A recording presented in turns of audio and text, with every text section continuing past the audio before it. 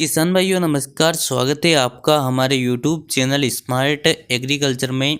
इस वीडियो में हम सोयाबीन की एक ऐसी वैरायटी के बारे में बात करेंगे जिस वैरायटी की खेती आप 2022 में भूलकर भी ना करें, क्योंकि उस वैरायटी में स्टेम फ्लाई का सबसे ज़्यादा अटैक होता है, जिसके कारण उस वैरायटी में कीटनाशक और फफूंदीनाशक का स्प्रे सबसे ज़्यादा करना पड़ता है और उस वैरायटी का उत्पादन भी बहुत कम निकलता है। किसान भाइयों, पिछले साल कुछ क्षेत्रों में उस वैरायटी में एपलन की समस्या आ गई थी, तो कुछ क्षेत्रों में उस वैरायटी का उत्पादन 1 क्विंटल प्रति एकड़ निकला था। तो कहने का मतलब यह है कि अगर आप 2022 में सोयाबीन की सक्सेसफुल खेती करना चाहते हो तो उस वैरायटी की खेती भूलकर भी ना करें। तो सोयाबीन की उस वैरायटी का क्या नाम है, उस वैरायटी की क्या क्या विशेषताएं हैं और हमें 2022 में उस वैरायटी की खेती क्यों नहीं करना चाहिए, तो इसकी पूरी जानकारी के लिए आप वीडियो को बिना स्किप के अंत तक जरूर देखिए। और आप हमारे चैनल पर पहली बार आए हो तो नीचे देखिए लाल अक्षरों के सब्सक्राइब के बटन पर क्लिक कर दीजिए और उसके पास में जो घंटी का निशान आया है उसे भी जरूर दबा दीजिए, ताकि हम जैसे नया वीडियो अपलोड करें उसका नोटिफिकेशन आपको तुरंत मिल जाए। किसान भाइयों, चलिए अब सबसे पहले तो ये बात करते हैं कि उस वैरायटी का नाम क्या है।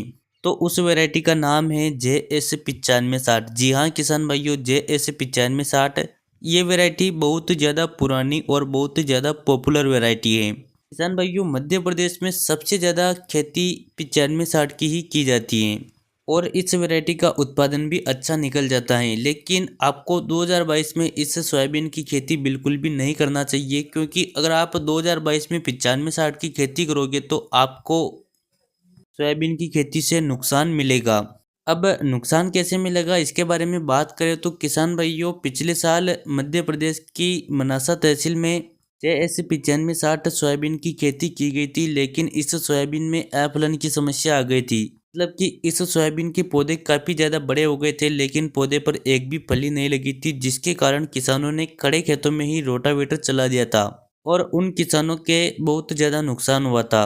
इसके अलावा पिछले साल मध्य प्रदेश के गुना जिले में काफ़ी बड़े पैमाने पर JS9560 सोयाबीन की खेती की गई थी। जैसे सोयाबीन में शुरुआती अवस्था में पौधे काफ़ी अच्छे बन गए थे, पौधे में फल फूलों का काफ़ी अधिक विकास हो चुका था, फलियाँ काफ़ी ज़्यादा आई थी। लेकिन जब फलियों में दाना पड़ने लगा था उस समय पर पूरे के पूरे खेत में स्टेम फ्लाई का अटैक हो चुका था और उन किसानों ने स्टेम फ्लाई को कंट्रोल करने के लिए कई प्रकार की दवाई भी डाली, लेकिन उनके खेतों से स्टेम फ्लाई कंट्रोल नहीं हो पाई, जिसके कारण उनके सोयाबीन में दाना नहीं बन पाया।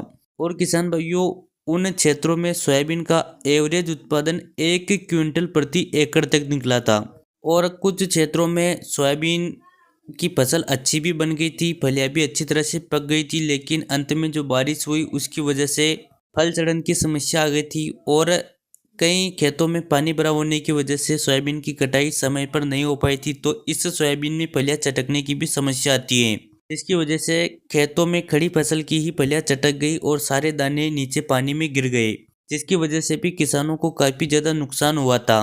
तो किसान भाइयों, इन्हीं कारणों की वजह से मैं आपको बोल रहा हूं कि आपको 2022 में JS9560 सोयाबीन की खेती नहीं करना चाहिए, क्योंकि पिछले साल जो मनासा के क्षेत्र के किसानों के साथ हुआ, जो गुना जिले के किसानों के साथ हुआ, हो सकता है वो इस साल आपके साथ भी हो जाए। इसलिए आप JS9560 की जगह पर मार्केट में कई प्रकार की नई वैरायटी आ चुकी हैं, उन वैरायटियों की खेती कर लीजिए। लेकिन अगर आप सोयाबीन की सक्सेसफुल खेती करना चाहते हो और आप वाकई में सोयाबीन की खेती से अधिक मुनाफा प्राप्त करना चाहते हो तो आप 2022 में 9560 सोयाबीन की खेती तो बिल्कुल भी ना करें। तो किसान भाइयों, इस वीडियो में बस इतना ही। वीडियो के बारे में आपकी क्या राय है, आपको क्या लगता है 2022 में 9560 की खेती करनी चाहिए या नहीं करनी चाहिए? और अगर 9560 की खेती नहीं करते हैं तो उसकी जगह पर कौन कौन सी वैरायटियाँ लगाना चाहिए, इसकी जानकारी आप कमेंट करके अवश्य दीजिए। वीडियो पसंद आया हो तो वीडियो को लाइक शेयर और चैनल को सब्सक्राइब जरूर करें। चलिए मिलते हैं अगले वीडियो में। जय जवान जय किसान।